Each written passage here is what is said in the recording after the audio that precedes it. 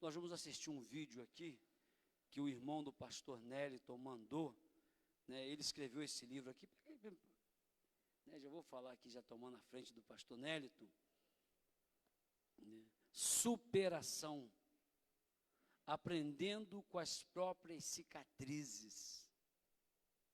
Olha só, mas só esse tema já é uma mensagem profunda. Aprendendo com as suas próprias cicatrizes. Amém? Eu já vou dar até um de presente para o Jairo, que ele está fazendo aniversário hoje. Se alguém quiser levar ele na churrascaria, ele não vai ficar chateado, né? Sabendo que é ele mais 3, tá? Não é só ele, né? Então, sabendo que é ele mais 3, é ele, né?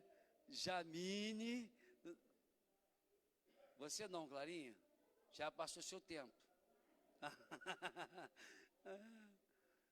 O que? O livro? Já estão querendo, já estão.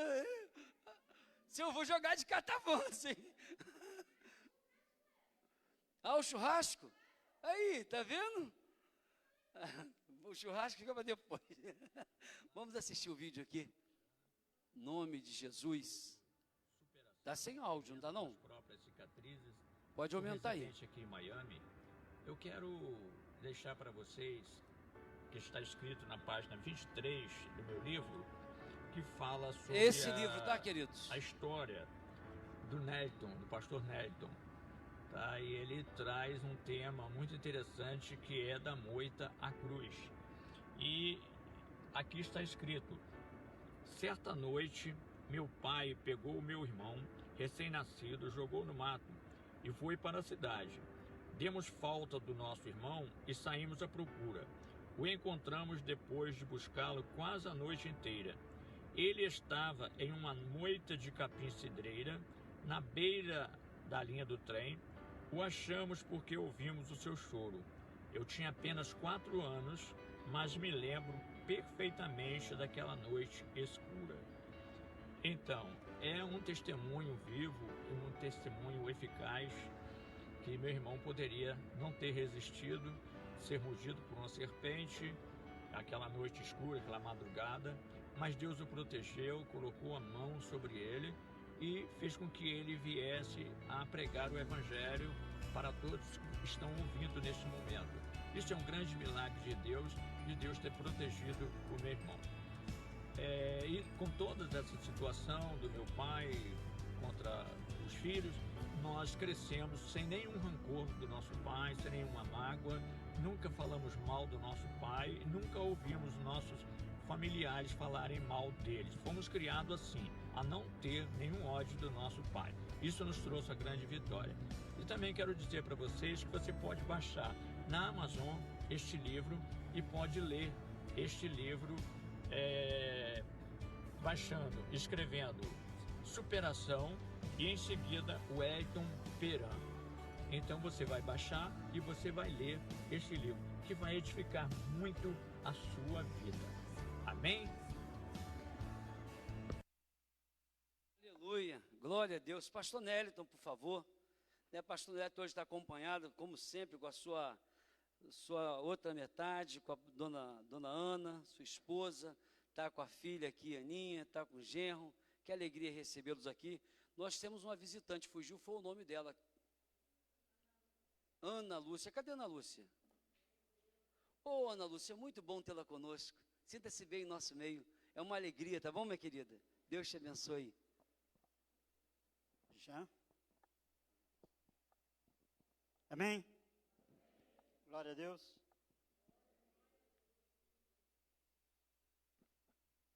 Deus é bom.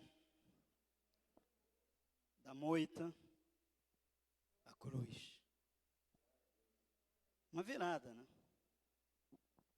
Essas luvas são terríveis. Depois fica cheia de ácaros.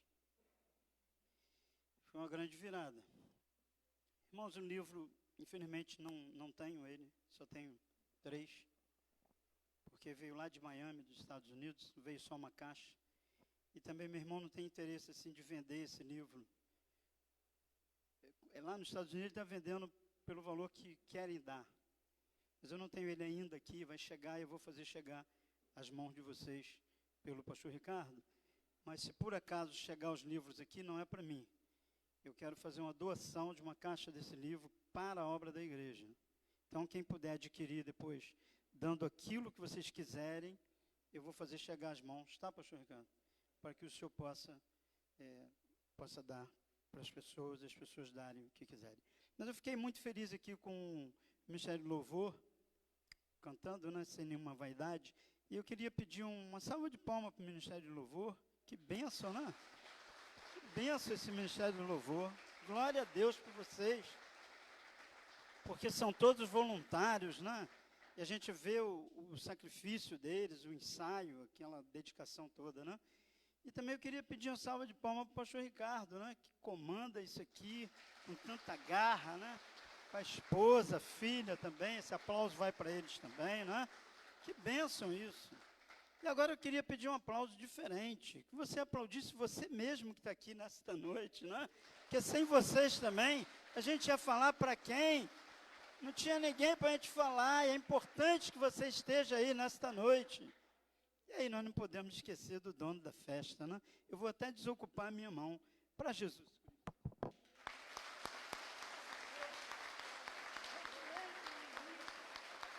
Repreende o inimigo nesta noite, dando toda a honra e toda a glória àquele que te faz ter uma virada na tua vida, porque só Ele pode te trazer à tona aquilo, as suas lembranças, para que você cresça. Talvez você seja muito jovem para ter um livro contando a sua vida, mas com certeza se juntar à tua vida, a pouca história que você ainda tem, da sua mãe, vai dar um livro.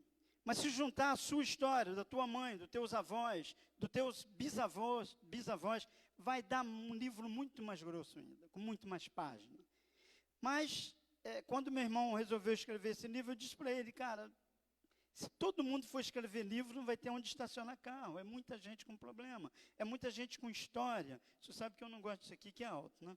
Eu tenho que sair daí. Domingo passado nós pregamos na igreja de Vila Rica, Batista, e eu adorei. Eu acho que o outro pastor lá era não, porque o negócio estava aqui assim, e a gente estava feliz. Eu estava feliz da vida ali, eu fiquei o tempo todo aqui.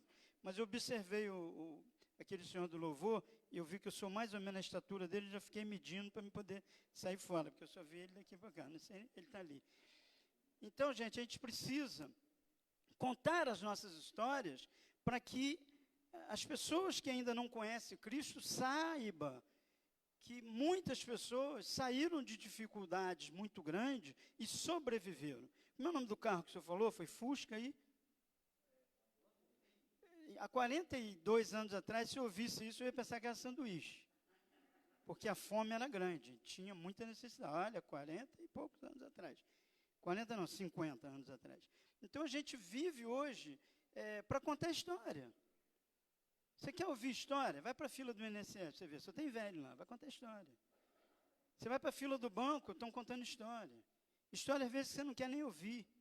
A gente chega a um ponto que a gente consegue resolver os problemas do país, o problema do time de futebol, o problema da presidência, quem vai ser presidente da Petrobras, quem vai ser presidente do banco. A gente começa a querer ser tudo aquilo que a gente não pode, Deus não nos chamou para isso.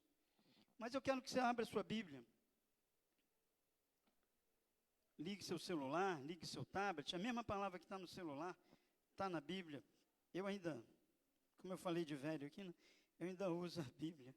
Estou te chamando de velho não, hein, poxa. 1 Coríntios 13.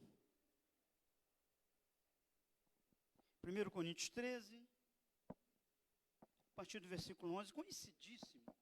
Todo mundo conhece essa passagem. Quem está acostumado a manusear a Bíblia, está acostumado... Já conhece a palavra de muito tempo. Mas diz assim a palavra: quando eu era menino, falava como menino, sentia como menino, discorria como menino, mas logo cheguei a ser homem, acabei com as coisas de menino. Quando eu era menino, eu fui jogado lá na moita de capim-cidreira, como meu irmão falou.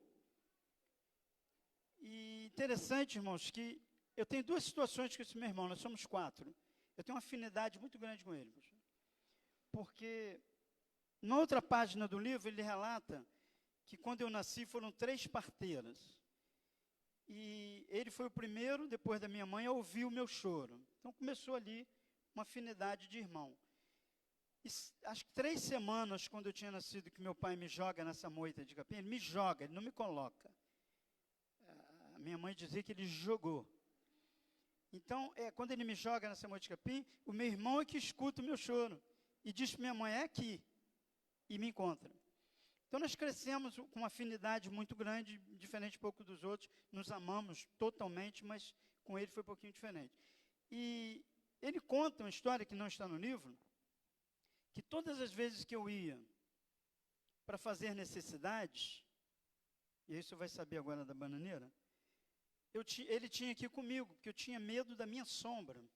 Naquela época não se falava em 62 anos atrás, se falava em psicólogo, existia, mas quem tinha acesso a isso? Ninguém tinha acesso a isso. E aí, pastor, quando nós crescemos um pouquinho, que fomos morar com a minha avó, meu tio plantava bananeiras, fazendo um círculo assim, a uns 30, 40 metros da casa, porque a casa não tinha banheiro. Então era lá que nós fazíamos as necessidades. Tinha as bananeiras femininas, bananeira masculina também. Era tudo, tinha bananeira, tinha banheirinho de criança, tinha tudo. Era fácil construir, era só viu como está nascendo bananeira em volta? Então sai uma, já vai crescendo outra. Então esse era o nosso banheiro. E aí eu falei, pastor, estou vendo isso aqui, que faz um círculo, o senhor botou um holofote dentro, né? Na nossa época, se bota um holofote ali, a gente está frito, porque todo mundo ia ver a gente. Mas era assim, bem longe da casa, a gente morava numa fazenda, mas não éramos donos de fazenda, meus tios eram empregados na fazenda. Então a gente passava essas necessidades. E aí, como menino, como bebezinho, eu não lembro dessas coisas. Se meu irmão não bota no livro e os meus familiares contassem, eu não sabia dessas coisas. Eu comecei a lembrar de alguma coisa, acho que eu já tinha 5 anos, até com algum retardamento de tempo, porque normalmente se lembra de alguma coisa com 4 anos, alguma coisa assim. Mas até a situação que tinha, a gente não conseguia realmente lembrar de tudo. Aí meu irmão botou no livro, veio aqui ao Brasil para minha filha cuidar da aposentadoria dele, ele relatou muitas coisas antes do livro, e tinha muitas coisas que eu não sabia. Então, quando meu pai me joga na moita, e a minha mãe me acha, ela foge com a gente da cidade. Meu pai a persegue, ela esconde dentro de um banheirinho de um trem, e com os 4 filhos ali, e ele então entra, arromba a porta e leva ela de volta para casa, bate muito nela, bate em nós, e continuamos vivendo aquela vida ali. E meu irmão relata no livro também que a minha avó paterna, né, a mãe do meu pai, ela tinha uma pensão, deveria ser coisa pequena, mas ela tinha vergonha da gente perto dos fregueses da pensão, e ela nos tratava como mendigos, dizia que eram mendigos e que ela tinha que dar uma comida. Então ela pegava um prato de comida único para que os 5 comessem, minha mãe e nós 4. Então ela levava a gente para os fundos da pensão e dizia que era uma turma de mendigos que ela estava dando alimento. Essa era a nossa vida, descalço, sem camisa, shortinho dos outros. Estava saindo da moita, caminhando para a cruz sem saber, porque eu não entendia disso, minha mãe também não. Então nós caminhávamos ali com muita dificuldade, muita fome. E meu irmão relata que um certo dia essa mesma avó trouxe uma panela de comida, e meu pai já estava bêbado, ele era alcoólatra, por isso ele tomava essas atitudes, e ele pega essa panela de comida e joga no quintal, chovendo, e diz que quem tem que dar comida para meus filhos sou eu. E ali nós ficamos mais uma semana sem comer absolutamente nada, bebendo apenas água. E ali nós passamos essas dificuldades, e o tempo vai passando. Minha avó, então, materna, mãe da minha mãe, descobre essas coisas todas e foge com a gente, com a minha mãe, para uma outra cidade. Minha avó larga tudo que ela tinha. Eles tinham até uma fábrica de vassoura na cidade, chamada Faria Lemos, em Minas, zona da Mata de Minas. Ela foge com aquilo tudo e foge com a gente. E ali nós começamos a viver um pouquinho melhor. Mas mesmo assim, era uma refeição, por volta de 11 e pouca da manhã, uma outra refeição, por volta de 3 da tarde, já não era uma janta, e tínhamos que dormir 5, 5 e meia da tarde, para não sentir fome. E a situação era essa. E a gente caminhando para tentar chegar na cruz sem saber, sem ter ideia de como chegar na cruz. Porque as cidades do interior, zona da Mata de Minas, até no Nordeste, o sertão, era uma outra denominação que tomava conta, era a católica. E a gente não tinha muito acesso, porque nós éramos muito pobres. Então, nós não tínhamos muito acesso. A minha avó tinha vergonha de chegar para o padre, não que a igreja não fizesse, mas a minha avó errava muito nisso. Ela tinha vergonha de dizer as necessidades que a gente estava passando. E a gente passou muita necessidade também com ela, só que muito menos do que quando estávamos só com a minha mãe. E ali o tempo vai passando e eles resolvem, então, os filhos vêm para o Rio, minha mãe vem trabalhar no Rio como doméstica e mandava o pouco que ela ganhava pelo correio naquela época para nos ajudar a nos sustentar.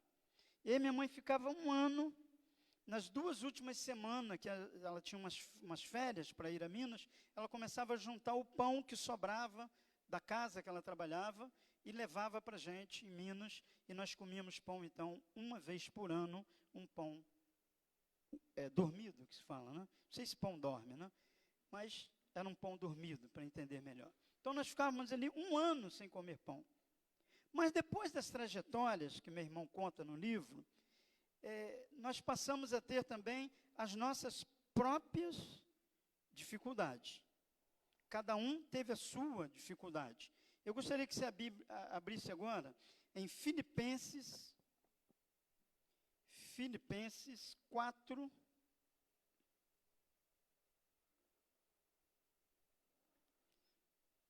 Filipenses 4.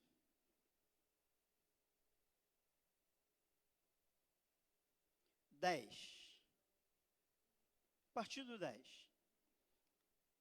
Para quem manuseia a Bíblia, também conhecidíssimo. Paulo diz: ora, muito me regozijei no Senhor por finalmente reviver a nossa lembrança de mim, pois já vos tenheis lembrado, mas não tenheis tido oportunidade. Não digo isto como por necessidade, porque já aprendi a contentar-me com o que tenho. Sei estar abatido e sei também ter abundância. Em toda maneira e em todas as coisas estou instruído, tanto a ter fartura como a ter fome, tanto a ter abundância como a padecer necessidade. Amados, quando você passa muita necessidade e você aprende a conviver com a necessidade, o que vem depois é lucro. E aí você aprende a viver na necessidade e aprende a viver também com a fartura. Hoje, para a honra e glória do Senhor, eu posso comer aquilo que o médico manda. As coisas mudam, né? Come agora, irmão, porque depois o médico é que vai dizer o que você pode comer. Às vezes dá uma vontade, mas não pode. Tem um remedinho que toma antes de comer alguma coisa, dissolve, para poder não dar náusea, não sei o quê. Então, come agora. Mas eu posso comer tudo aquilo que eu quiser a nível de poder comprar. Mas aí vem uma outra situação. Às vezes você pode comprar e não pode digerir. Então, dê glória a Deus por você poder comprar e por você poder comer. Muitas vezes a gente reclama, a gente olha assim e fala assim, puxa, não tem nada para comer hoje? Meu Deus, que pecado, né? Não tem nada para comer hoje? Um arrozinho com ovo é tão bom às vezes, não? Um angu, alguns chamam de polenta, é bom demais. Às vezes a gente até quer comer isso. Às vezes eu falo para minha esposa, vamos comer aquele ovinho hoje com arroz branquinho, não precisa mais nada. Porque eu aprendi a viver na necessidade. E hoje, na abundância, eu sei conviver com ela. Não é também você exagerar, jogar comida fora só porque você pode comprar, ou tirar onda dentro de um mercado porque você pode e o outro não pode, tipo criança no colégio. Eu tenho, você não tem. Não é isso. É você saber equilibrar as coisas. E aí chegamos no Rio, e pequenininho, e fomos crescendo, e um certo dia, um tio meu, que se parece muito com o pastor Ricardo, e já faleceu, esse está vivo, ele chegou em casa com uma caixinha de isopor. E eu falei para minha avó, eu queria vender picolé, porque para ajudar no sustento da casa. Ela, não, mas não precisa, ela tinha muita pena de mim, porque dos 4 eu era o mais sofrido por causa dessas situações todas. Eu cheguei em casa, quando saí da moita, todo ferido, todo comido de formiga, a cabeça cheia de perebas, e a minha avó foi cuidando da gente, botando erva, aquelas coisas todas. Então a minha família toda tinha muito cuidado comigo, eu sempre fui muito fraquinho, adoecia por qualquer coisa. E aí peguei aquela caixinha de picolé, meu tio me deu um dinheiro, comprei alguns picolés e saí vendendo. Nessa época eu estudava num colégio, que eu não posso dizer que é denominação, por causa do final da minha fala, e vai denigrir a imagem, e hoje não é mais assim, então eu prefiro não falar o nome do colégio. Nós estudávamos nesse colégio, e eu estudava à tarde. Então, pela manhã, eu fui até o colégio, no horário do recreio, e fui vender picolé. E o diretor do colégio, que era um pastor, pediu que o faxineiro me tirasse dali e me expulsou da porta do colégio.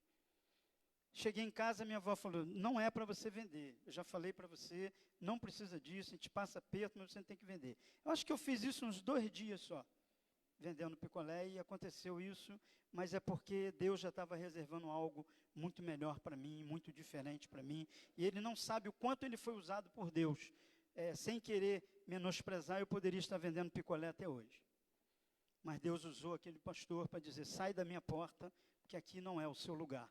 Talvez ele não tivesse entendido as palavras que ele tinha mandado me dizer, mas era Deus dizendo, eu tenho algo melhor para você.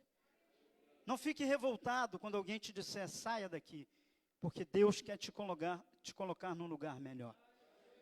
Não fique revoltado quando alguém disser assim para você, você não presta, porque para Deus você presta. Quando alguém disser para você, você não serve para nada, você serve para servir a Deus. Esse é o meu papel hoje, servir a Deus. E aí nós crescemos um pouco, eu fui trabalhar com um tio, por sinal está bem mal de saúde, não é Covid, porque tudo agora é Covid, né? Tudo é Covid, não. As pessoas estão morrendo de outras coisas também. As pessoas estão morrendo de câncer, de pressão alta, de pressão baixa, atropeladas, esfaqueadas. Tem gente morrendo. Mas você tosse um pouquinho, o irmão está mal, é Covid. Eu não tenho Covid, eu recebi foi um convite para vir aqui hoje. É parecido, gente, calma. É só convite, é muito parecido. Então nós viemos para o Rio, e aí eu com 11 anos, mais ou menos, eu começo a trabalhar com um tio, ajudando ele na parte de eletricidade, em Ipanema, Copacabana, aquela coisa toda, e ele limpava um escritório de advocacia. E ele pediu que eu ficasse limpando aquele escritório. Eu ajudava ele, ou de manhã ou à noite eu limpava o escritório. Logo depois, quando eu fiz 14 anos, eu fui para a Companhia de Navegação Lloyd Brasileiro, uma empresa do governo, mas eu era terceirizado. Quem fala em terceirização hoje não está sabendo muito das coisas. Sempre existiu. Eu estou com 62 anos, eu tinha 14 e já era terceirizado. Então eu fui trabalhar nessa Companhia de Navegação, e ali eu aprendi muita coisa. Mas eu era muito tímido. Eu era tímido demais. Eu era tímido a ponto de não falar com as pessoas. E aí, irmão, eu quero te dar um alerta nesta noite. Pastor, por gentileza, só abre para mim, por favor, em Apocalipse 21:8. Pedi ajuda do pastor, né? Porque ele é experiente em Bíblia, né? A minha já vem marcada. Vermelho é uma coisa, amarelo é outra, preto é outra. Apocalipse 21:8.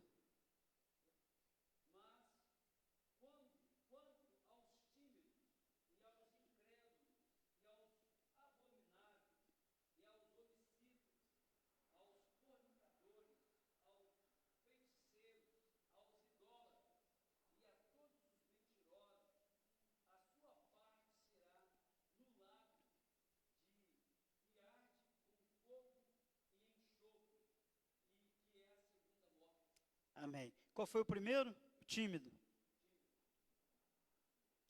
Eu precisava quebrar a minha timidez.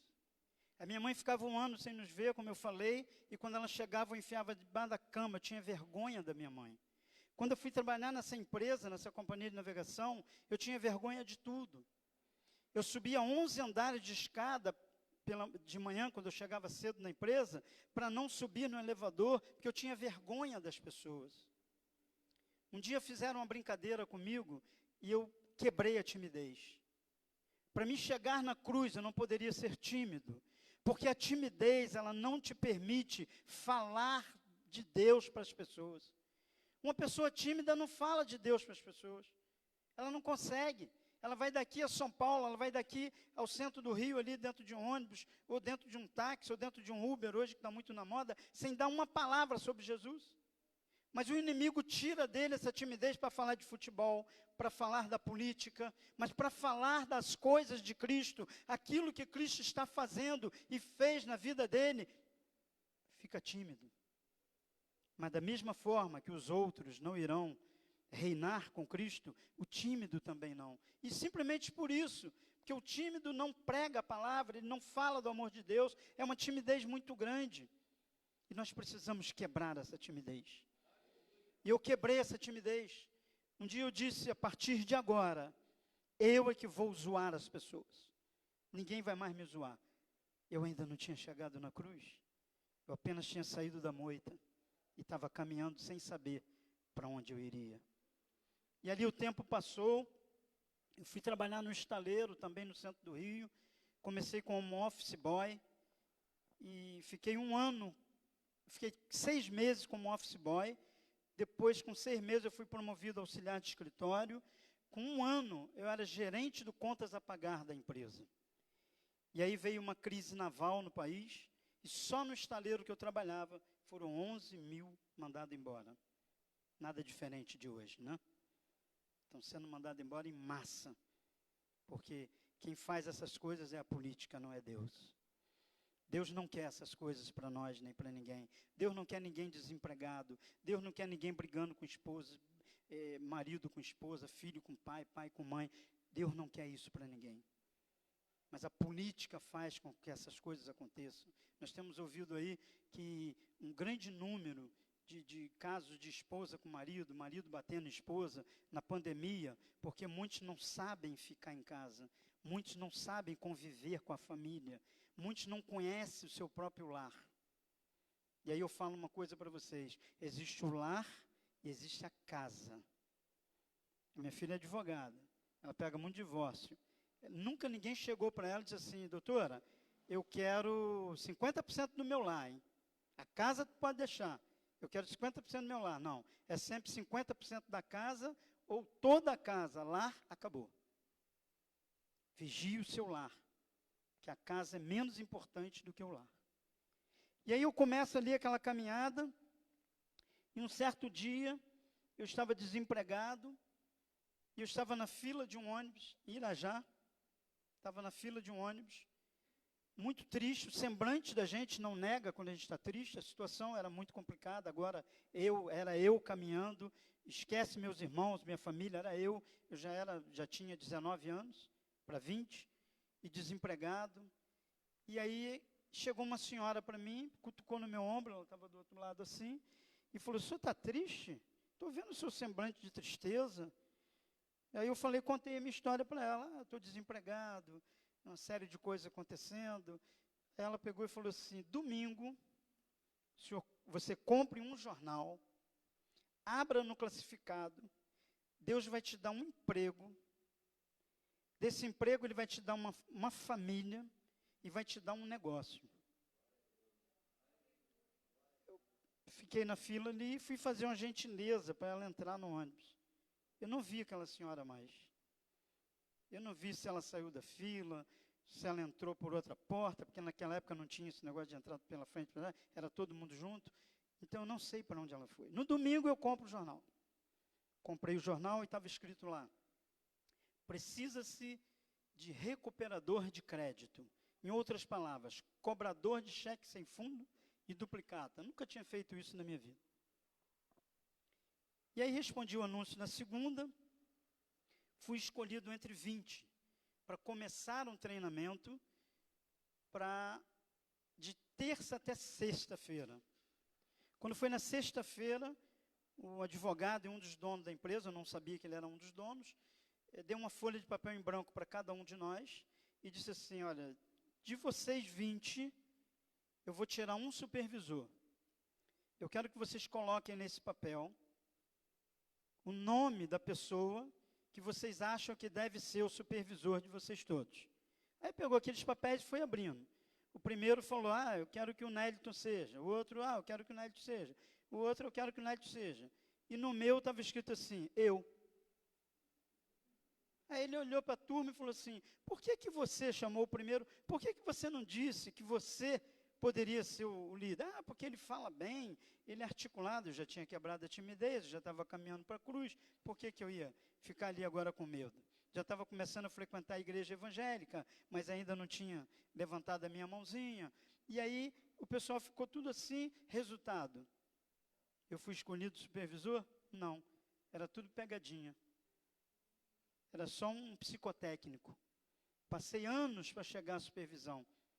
Como Davi, ele não assumiu o trono de imediato, né? Muitas promessas que estão na tua vida, irmão, não é para hoje não. Muitas estão vindo, mas não é para hoje não. Tenha paciência. Não critique aquele que te disse que você vai avançar. Não critique a Deus que disse que você vai chegar lá, porque a promessa de Deus, ela pode ser de imediato ou não. E você tem que saber esperar, mas esperar com paciência no Senhor, para que você possa chegar lá. E aí eu começo ali minha caminhada nessa empresa e começo a conhecer o Evangelho. Quando nós vamos então, e meu irmão relata isso no livro, nós vamos passar a conhecer uma igreja em Copacabana. Nós morávamos em Caxias, íamos para Copacabana e nós aceitamos a Jesus lá, nessa igreja.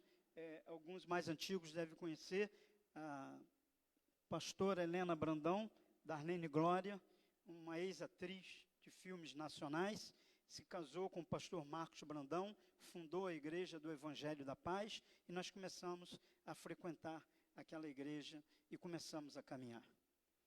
Bom, depois disso, eu estou trabalhando nessa empresa já há 2 anos, já era supervisor agora sim da empresa, e um dia eu estou dentro daquela empresa e chega uma moça, lá no canto assim, perto da cabine assim, e olha para mim assim, e sai e vai embora, e fala para a secretária dela assim, que moço nojento aquele. Ela falou, por quê? Ele está com 8 mulheres, ela teve cuidado de contar quantas mulheres tinha na mesa. Tem 8 mulheres com ele. Ela falou, não, ele é Bíblia. Ele fica falando do amor de Cristo para a gente está com problema, ele fala com a gente. Aí o nojento está casado com ela até hoje, 33 anos. Ó. Ela está aqui. Ó. Me achou nojento, só porque eu estava com algumas mulheres falando de Jesus. É uma benção, 33 anos, com uma filha, não vou falar a idade, que pega mal. Depois você passa de uma certa idade, você pode falar a idade, não esquenta a cabeça não. Mas a minha filha ainda está numa idade que se eu falar, ela vai achar ruim. Então deixa assim. Nós temos 33, dá para calcular mais ou menos a idade dela, já advogada e tudo, né? Vocês pensem aí, não vai dizer que fui eu, tá? Mas aí eu começo então agora a caminhar para a cruz, não mais sozinho. Agora eu tinha ela. E parece que a cruz vai ficar mais leve. Fica, não, irmão, ela pesa mais. Ela pesa mais. Porque agora, além do teu fardo, tem o dela. E ela vem de uma família também. E o pastor leu ali também Apocalipse, os feiticeiros. Eu fui feiticeiro, irmãos. Vocês acreditam que o nosso escritório hoje é o único no Brasil que trabalha só com igreja? Mas você acredita que eu fui tesoureiro do Centro Espírita? Eu fazia parte, pastor, da diretoria do Centro Espírita. Meu irmão era vice-presidente, que a mãe de santo era presidente. Meu irmão era vice-presidente, o outro era o segundo tesoureiro, era o primeiro, meu outro irmão era secretário, outra pessoa era o segundo secretário. Nós fazíamos parte da diretoria do capeta, irmãos. Até chegar a caminhar para a cruz e aceitar a Jesus como seu único e eterno Salvador. Porque, veja bem, irmão, não parece nada não, mas quando nós pastores, fazemos um apelo aqui, e diz assim, quem quer aceitar a Jesus hoje, e você simplesmente levanta a mão. Se eu for fazer um teste com você aqui agora, se eu for fazer um teste e pedir para você levantar a mão, não vou fazer não, tá, irmão? E você ficar com a mão levantada, e você ficar com a mão 1 hora com a mão levantada aqui, o sangue vai descer e a sua mão vai cair. Porque depois que você levanta a mão para Jesus, é preciso que você sustente essa mão levantada através do Espírito Santo de Deus. Porque quando você levanta a mão para Jesus E depois você esquece que foi Ele que te sustentou, o sangue vai descer, o teu braço vai cair, se não tiver o sustento do Espírito Santo de Deus. E foi esse Espírito Santo de Deus que nos permitiu ter uma virada, e me permitiu sair da moita e continuar caminhando para a cruz. E aí, quando a minha esposa me conhece, eu morava sozinho, na Ilha do Governador, no apartamento. Um amigo foi embora para Natal, deixou esse apartamento comigo, e eu morava sozinho. Eu fazia minha comida, lavava minha roupa, cuidava de tudo, enfim. Eu não precisava dela, não. Como um homem natural, eu não precisava dela. Eu passo, eu lavo, eu varro, eu trabalho fora, eu faço tudo. Eu não preciso de ninguém comigo. Mas o Espírito Santo de Deus já tinha preparado. Você precisa de mais 2 braços, mais uma cabeça, mais uma mente para caminhar com você, para que você chegue verdadeiramente até a cruz e cheguem juntos. E aí, eu morando ali sozinho, esperando uma casa dela aqui em Saracuruna, esvaziar para que nós pudéssemos vir morar. E aí, nessa caminhada, viemos para Saracuruna, uma casa muito boa, duplex, com jardim, aquela história toda, e aí, então ela engravida de mim. Que às vezes a gente fala assim, quando a minha esposa engravidou do meu filho, não, ela engravidou de mim. Aí ela engravida e vem uma situação de pedreira mesmo, que muitos já passaram por isso, do médico mandar escolher ou a mãe ou a filha. Essa historinha do capeta, que você tem que repreender como eu repreendi, em nome de Jesus escolho as 2, e está aí as 2. Você tem que repreender o diabo, dizer, que é isso? Está de brincadeira comigo?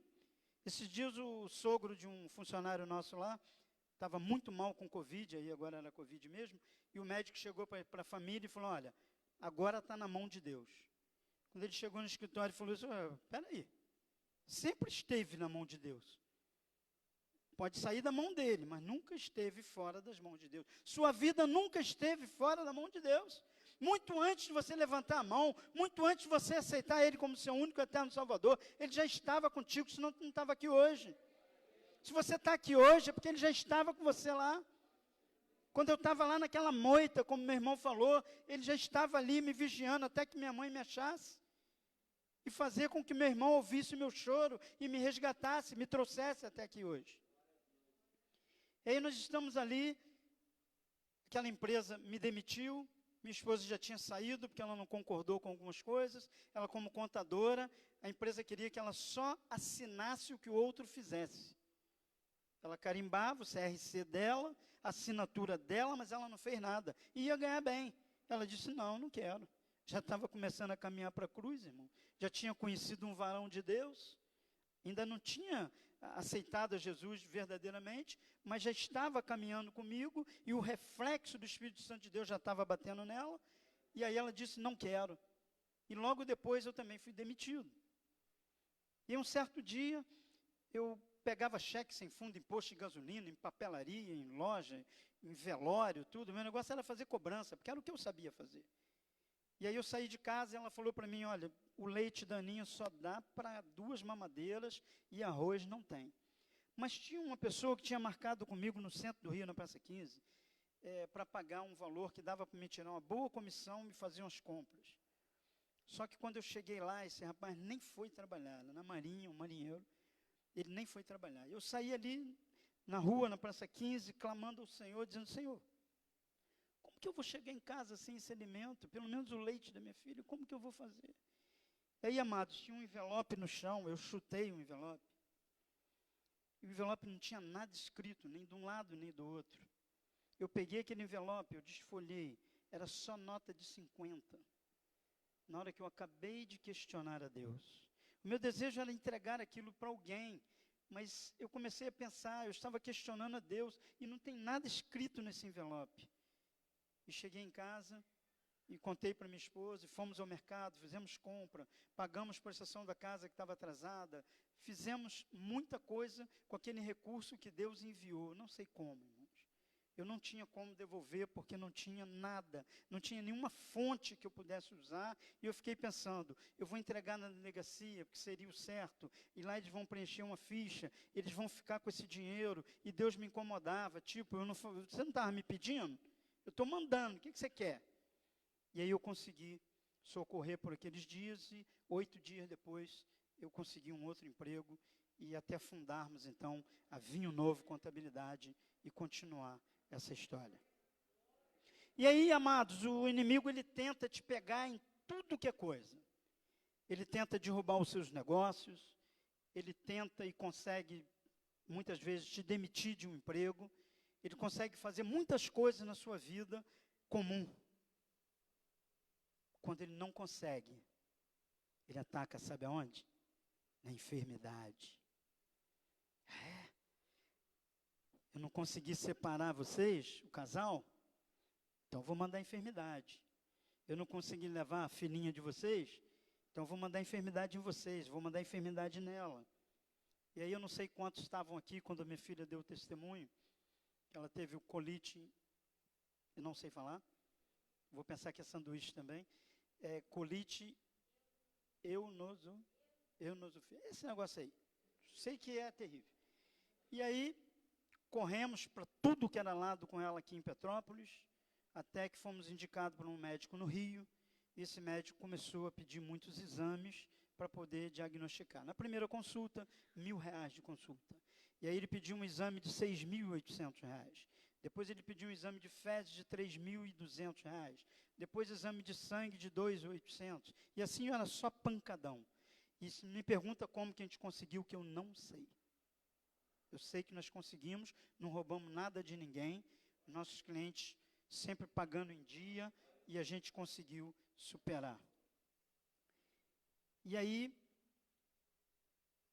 ela começa a fazer todos os medicamentos, ele descobre o que era, vem logo a desconfiança de câncer, pelo fato da forma que era, e ele disse, glória a Deus, não é câncer, é colite, e vai tratar, é muito complicado, tem vários tipos de colite, cortou logo o glúten, cortou logo a lactose, cortou chocolate, cortou um monte de coisa para uma jovem, é muito difícil essas coisas, mas ela também suportou bem, e aí começamos aquela luta, aquele desespero, sem saber o que fazer, até que se descobriu o que era, e aí você consegue tratar. Se você está com algum problema, o dia que você descobrir que Jesus é o teu médico, você vai parar de ficar na dúvida. O dia que você descobrir que Ele pode tudo na tua vida, você vai deixar de ficar desesperado com essas coisas. E aí, ela vai tratando, fazendo faculdade, indo para a faculdade com dor. Teve um ano que nós gastamos quase R$8.000 só de táxi e remédio para ela ir para a faculdade para poder concluir. E concluiu. Hoje ela tem o escritório dela, sem sócio. Ela decide o que ela quer fazer, porque a questão da sociedade, tem alguém que tem sócio com alguém, não me leva a mão não, mas a sociedade é um problema. Nosso escritório tem 33 anos, porque se eu fechar com o pastor Ricardo uma coisa, está fechado. Eu não tenho sócio para dizer, peraí, dá para cobrar mais, você viu o cabelo dele como é bom? Você está vendo só? Tu viu a calça dele? Viu o sapato dele? Começa logo a botar coisa assim, para dizer, não, nós podemos cobrar mais.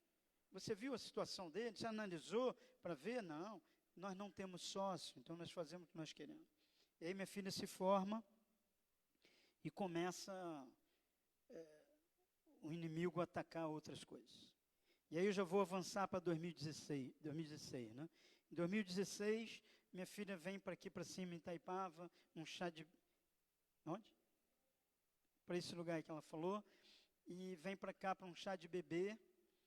E eu fico com a minha esposa, eu levo ela até o táxi e volto para casa. E almoço com a minha esposa e, como era sábado, eu tiro um cochilinho. E aí, quando eu acordo, eu não me lembro de mais nada. E só me lembro da minha filha pequenininha e começa a causar um problema dentro de casa, minha esposa sozinha comigo. Eu perco a memória por 8 horas. Eu ando dentro de casa sem camisa, coisa que eu não faço. Você faz, não tem problema nenhum, não. Eu não consigo andar sem camisa dentro de casa. Minha filha só me via sem camisa na praia, mas é uma coisa minha. Não tem nada a ver com pentecostal, nada disso não. É uma coisa minha, pessoal. Eu nunca fiz isso perto da minha filha. Nunca andei assim, mesmo no Rio, que era muito calor. E aí eu andei sem camisa dentro de casa, eu fui agressivo com a minha esposa, eu não lembro de nada. Eu só lembro o que eles falaram.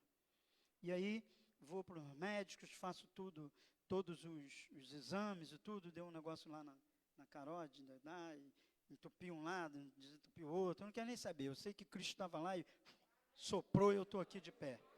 Eu não quero saber o que deu, Tem uma hora também que tem que parar de ver essas coisas. O médico da minha filha fala, não leia a bula de remédio, não tu fica doido. Você pega uma simples bula de dipirona, você vai ver lá, este remédio é usado para dor de cabeça. Aí você vai lá ver para que ele vai prejudicar, vai dizer, isso aqui dá câncer, isso aqui o rim fica ruim, isso aqui a tua perna vai cair, a bula de remédio é assim. Então, se você ler, você não toma. Aquele objetivo é aquele. Aí, passa esse tempo, muitas igrejas orando, tiveram igrejas na enfermidade que o capeta tentou botar na minha filha. Só num domingo, eram muitas igrejas orando, o pastor Ricardo talvez não lembre, mas eu liguei para ele, dizendo, pastor, um clamor hoje às 7 da noite pela minha filha. Foi um dia que nós sentimos que ela estava morrendo. Não tinha mais saída. Mesmo antes da gente conhecer o médico, mesmo assim a gente estava firme, clamando. Porque, irmãos, é nessa hora que você não pode desanimar de Cristo. É nessa hora que você não pode desanimar da igreja. Você não pode desanimar dos irmãos. Que é nessa hora que você precisa contar a sua história para as pessoas unirem oração com você. E aí passa esse período, eu venho agora para o mais recente, para a gente poder encurtar um pouco. E aí eu estou no escritório, almoço com meus empregados, meus colegas, né? Eu tenho lá uma turminha que é tudo amigo, o pastor Ricardo sabe disso, a gente não tem ninguém como empregado. E aí eu almoço com eles, no próprio escritório. Eu acabei de almoçar, eu estava tão bem, irmãos, mas estava ótimo, não tinha nada. E aí a pressão sobe, né? Minha pressão sobe, e eu senti assim uma tonteira, porque a gente não é nada, irmão. É o que o pastor falou aqui, se tirar o que Cristo botou, a gente não é nada. E aí deu aquela tonteira, a farmácia logo embaixo, vem, mediu a pressão, botou um catapril debaixo da minha língua, falou, leva ele para casa, para ele deitar um pouquinho com a cabeça reclinada, fui para casa. Sentei, que toda casa tem um trono, hoje não é mais bananeira, né? E eu estava sentado ali, e quando eu vi que eu me limpei, e as minhas fezes saiu preto assim, dessa cor. Eu chamei minha esposa e falei assim, chama a Aninha, vamos para Santa Teresa, porque eu estou evacuando sangue. E já tinha acontecido comigo antes, mas com pouca intensidade. E dali eu falei para elas, olha, chega aqui às 2, provavelmente eu vou ficar internado. Pegamos um táxi e fomos para o Santa Teresa para entrar para o SUS. Quando nós chegamos na recepção, estava fazendo a ficha para o SUS, eu vomitei muito sangue, irmãos, mas muito sangue. A minha roupa ficou toda suja, o chão da recepção, a pressão veio a 9. Ela veio de 22 para 9, assim, vups. E aí a médica chegou correndo e disse, olha, ou ele entra agora para a UTI particular, porque nós não temos vaga por causa do Covid, ou eu não garanto a vida do seu marido. Não se pensa 2 vezes, vai. Me internaram, já na passagem eu fiz uma ressonância, e aí foi vendo o resultado. Eu tinha estourado 3 úlceras do duodenal, de uma vez só. E segundo os médicos, uma, se você não correr, já vem a óbito. Mas eu estava caminhando para a cruz. E eu precisava chegar na cruz. Eu ainda não tinha chegado. Eu estou pregando a palavra há anos e ainda não tinha chegado na cruz. Você pensa que você já chegou? Tem muita coisa para você passar ainda. Porque o inimigo vai tentar fazer com que você saia da fila que está seguindo para entrar no céu. Nós estamos numa fila, amados. E aí eu costumo dar um exemplo, eu estou aqui na fila para subir. Aí passa uma moça bonita, às vezes até feia, mas a gente acha bonita, que homem é fogo. Aí passou uma moça, eu olhei, vai para o final da fila, mano. Você não estava na fila? Aí eu estou na fila, vem alguém e diz assim, aí, fazer uma falcatrua aí para tu ganhar um dinheiro. Pô, vamos lá, toma aqui, vai para o final da fila. E vai retardando a sua chegada até a cruz. Não que eu fizesse essas coisas, mas muitas vezes você sai da fila por pouca coisa. E você caminha tentando chegar na cruz. E o inimigo vai tentando, vai botando essas coisas no teu caminho, essas pedras, para que você tropece e não chegue na cruz.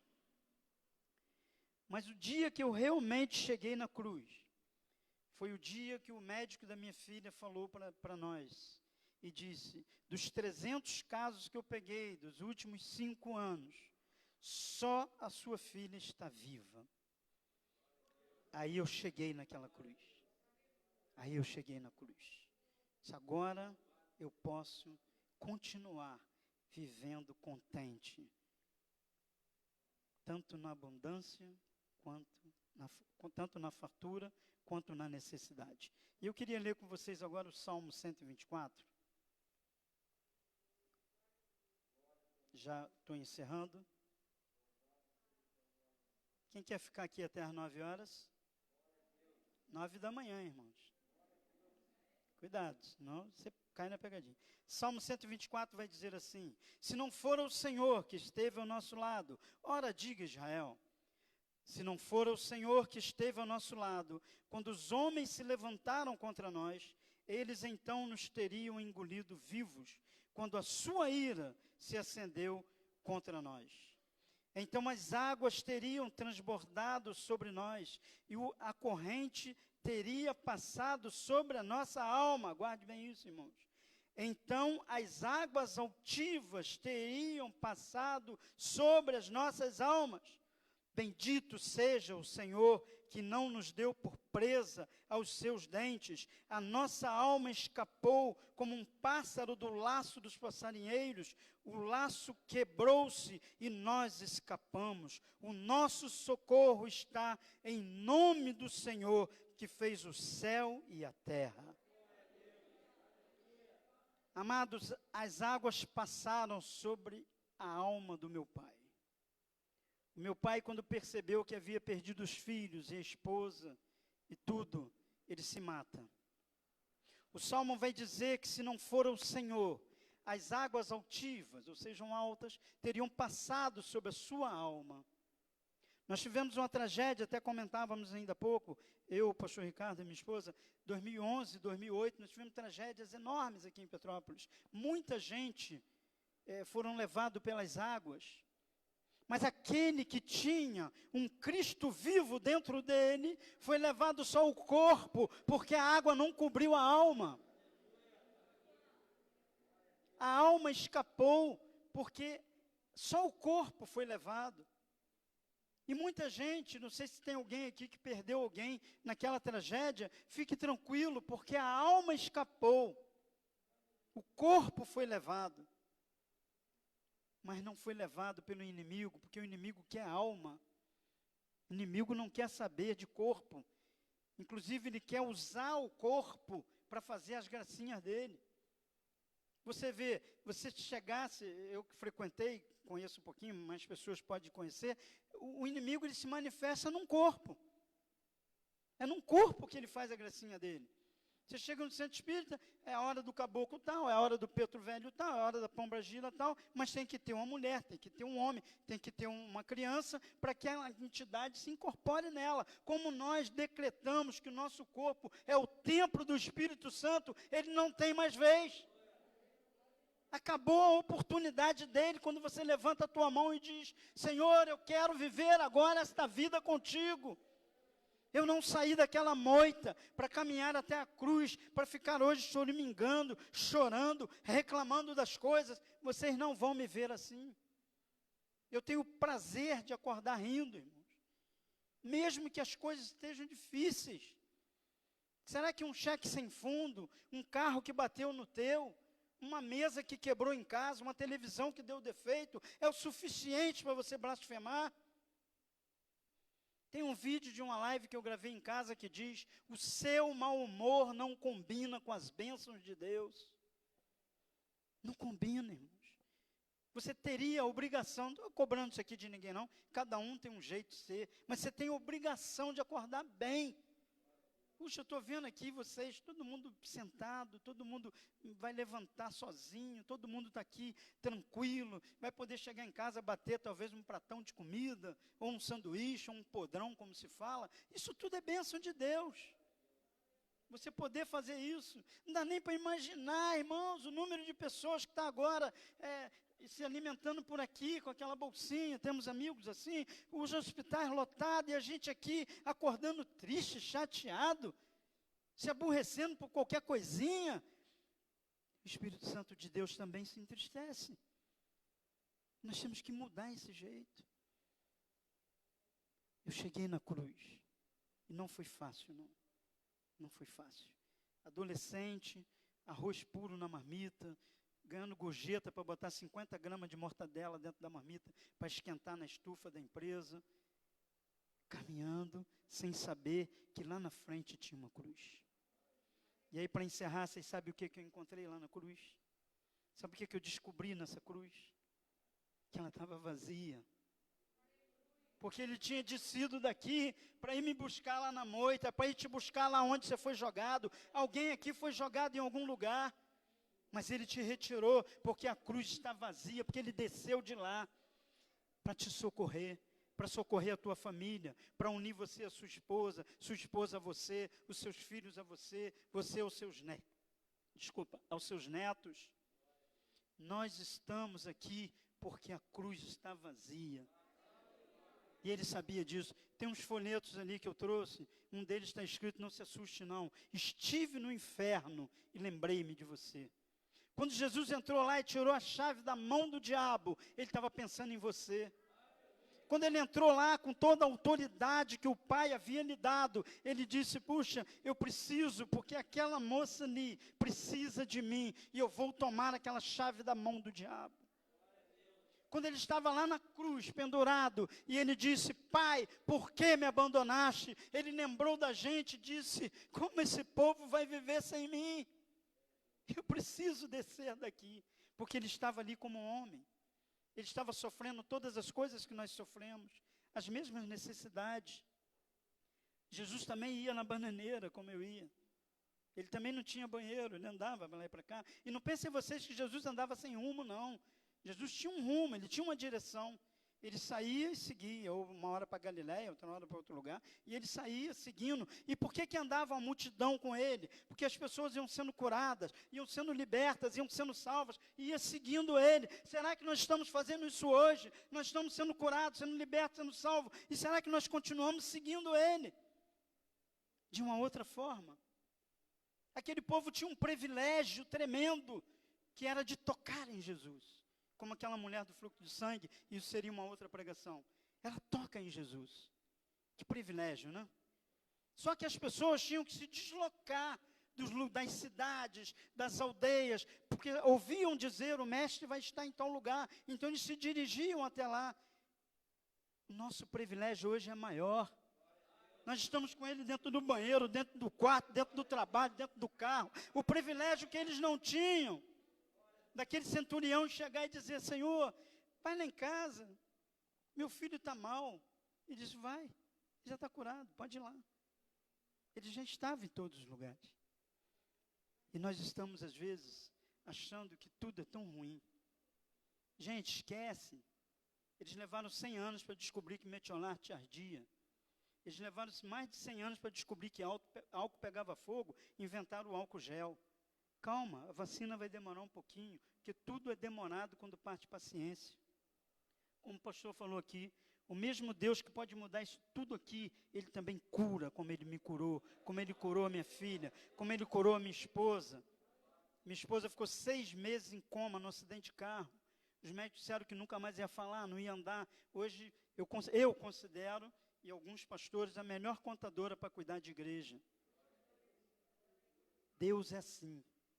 Deus trabalha na tua mente, Deus trabalha no teu corpo físico, e Deus também te tira de moitas. Deus te tira de cativeiro, Deus te tira da prostituição, te tira das drogas, tira teus filhos das drogas, tira tudo que é ruim, que o capeta quer colocar, Ele lava com o sangue do filho dele. Deus mandou um jato de sangue do filho dele, falou, eu vou lavar isso tudo aqui agora. Vou purificar isso aqui. Hoje nós estamos vendo higienização nas igrejas, nas empresas. Eu estou higienizado já pelo sangue de Cristo e você também. Glória a Deus por isso. Nós fomos higienizados.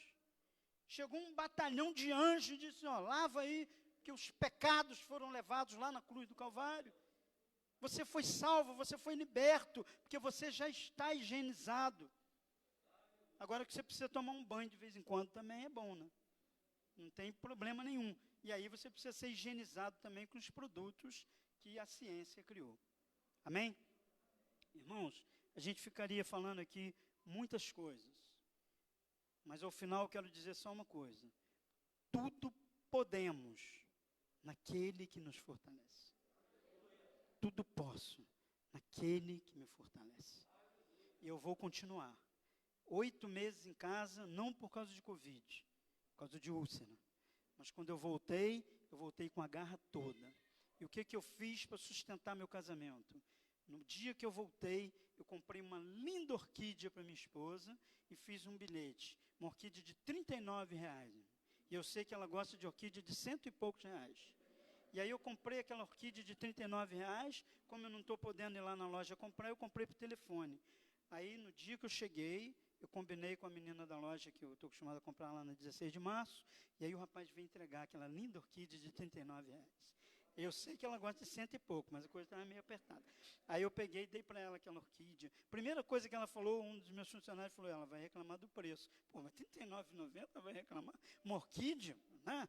Não tem como. Aí dei para ela aquela orquídea, fiz um texto bonito: estou voltando, meu amor. Porque o inimigo ataca na sua ausência, amado. Que você ficou no hospital, ele coloca na tua cabeça que já era teu casamento. Então vamos sustentar com orquídea, que é o que ela gosta. Aí dei para ela aquela orquídea. Aí depois eu comecei a analisar a orquídea, ela pediu para eu botar na minha sala, que estava mais fresco um pouco, no escritório. Eu comecei a analisar a orquídea e falei: essa orquídea não está boa não. Ô fulano, vem cá. Chamei o funcionário e falei: olha aqui, essa orquídea está umas folhas murchas, não tem botão. Não, vou ligar para ela. Fui para minha sala, pensei, falei: vou ligar não, vou mandar uma mensagem no WhatsApp. Compro orquídeas com vocês há muitos anos, para minha esposa, há 10 anos quando cheguei em Petrópolis. Não vou colocar essa reclamação no Facebook, não vou falar nada para denigrir a imagem de vocês. Mais ou menos, eu quis dizer para eles que eu não ia fazer nada disso, mas que eu não achava justo aquilo. Passou 40 minutos, chegou o cara com orquídea de 100 e poucos reais. Como é que se fala? 2 artes. A outra era uma arte só. 2 artes lindas, cheias de botão. Aí eu falei: agora leva essa. Ele levou. Aí eu voltei na sala: meu amor, tua orquídea está aqui. Eu não precisei brigar, pastor. Eu não precisei discutir. Eu não precisei ficar de mau humor. Eu não precisei gastar os 100 e pouco. Gastei 39, sabe? Porque Deus é assim, irmãos. Eles sabiam que... Eles ficaram muito felizes comigo, porque eu não faço isso. Eu não vou ficar botando nada em Facebook. Irmão, isso não resolve. Resolva o teu problema de outra forma. Denigrir a imagem das pessoas do comércio. O diálogo, às vezes, é muito melhor. E se de tudo você vê que não dá, a minha esposa costuma dizer: o meu caixão não vai ter gaveta. Eu acho que a bolsa ela não vai deixar aqui não, mas o caixão não vai ter gaveta, mas tudo bem. Então, você tem que sempre entender que não vale a pena ficar brigando por essas coisas. Deus vai te dar sempre algo melhor. O Deus que te dá orquídea, Ele te dá carro, Ele te dá casa, Ele te dá tudo que você precisar, dentro da sua honestidade. Amém? Eu quero agradecer muito a vocês. Uma vez por ano, o pastor me dá essa honra de estar aqui.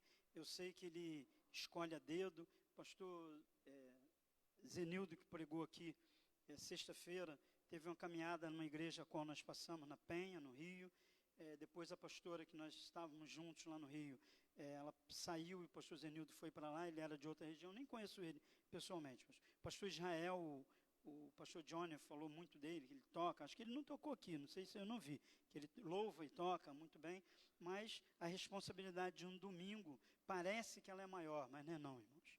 A responsabilidade de estar aqui é todos os dias, terça, quarta, quinta, segunda, todos os dias essa responsabilidade é muito grande, mas o pastor tem uma direção de Deus, de saber quem que ele coloca aqui para estar trazendo a palavra. Eu agradeço muito, pastor, em nome de Jesus, essa rica oportunidade. Me parece que vai ter outro vídeo aí, esse eu não sei.